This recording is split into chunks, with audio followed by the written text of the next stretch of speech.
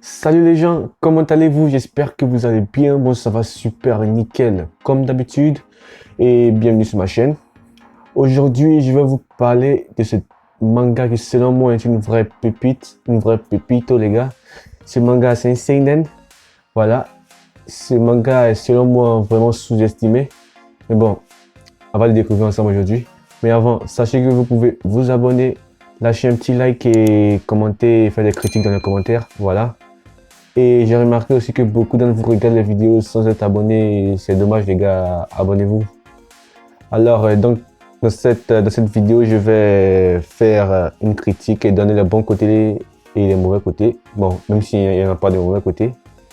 Voilà. Mais avant de continuer, petit générique.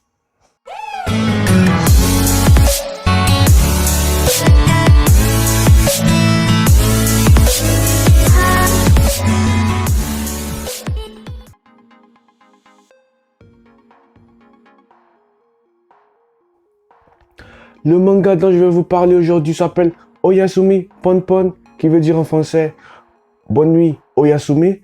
Dans ce manga, nous suivons la vie d'un jeune garçon de 11 ans qui vit au Japon, qui est désespérément idéaliste et romantique. Notre protagoniste va commencer à voir sa vie basculer lorsqu'il il va rencontrer la nouvelle fille de sa classe qui s'appelle Aiko Tanaka. C'est à ce moment-là que notre protagoniste, qui était silencieux auparavant, va voir à quel point le maintien d'une relation peut être instable et qu'il est extrêmement difficile de passer d'une enfance naïve à un âge adulte compliqué.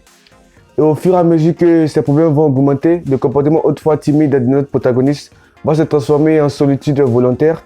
Et plutôt que de le guérir de ses problèmes et de ses émotions contradictoires, cela ne fait que les intensifier, l'envoyant sur le sombre chemin qui est la maturité et le passage à l'âge adulte.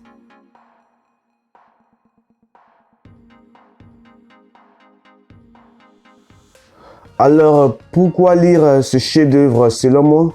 Alors, premièrement, le manga traite plusieurs thématiques qui gravitent sur le terme du passage à l'âge adulte.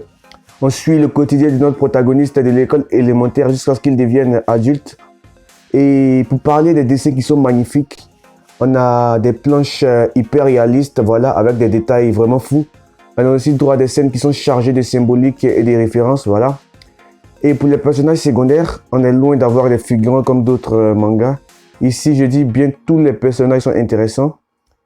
Et une autre chose intéressante avec ces mangas, c'est qu'ils nous poussent à réfléchir dans un premier temps sur les choix de notre personnage principal et des conséquences de ces choix sur ce qui va devenir sa personnalité et ses interactions avec son entourage. C'est aussi un manga qui nous pousse à réfléchir sur notre vie, à nous lecteurs, à nous questionner sur notre passé, notre présent, notre futur. Et je dirais que ça, c'est vraiment intéressant, voilà. La vie de notre protagoniste défile avec un changement fréquent par rapport à ses priorités dans la vie. Par exemple, entre vivre son premier histoire d'amour, ses rêves d'enfant, la découverte du sexe à l'adolescence, etc. Voilà.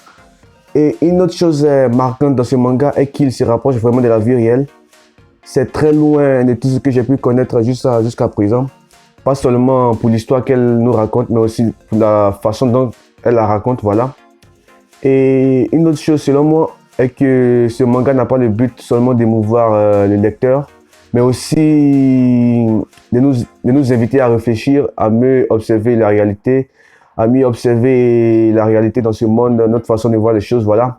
Mais aussi à changer notre façon d'agir dans certaines situations, voilà. Donc si vous aimez les mangas qui traitent de cette thématique, ce manga est fait pour vous, voilà. J'espère avoir réussi à vous convaincre d'aller lire le manga. Alors, petit disclaimer, ce manga, voilà, traite des sujets vraiment difficiles, disons, vraiment bizarres et tabous de notre société aujourd'hui. Donc, âme sensible, s'abstenir, voilà. Et c'est la fin de la vidéo. Merci d'avoir regardé la vidéo jusque-là. Ceux qui l'ont fait, vous êtes vraiment les boss, voilà.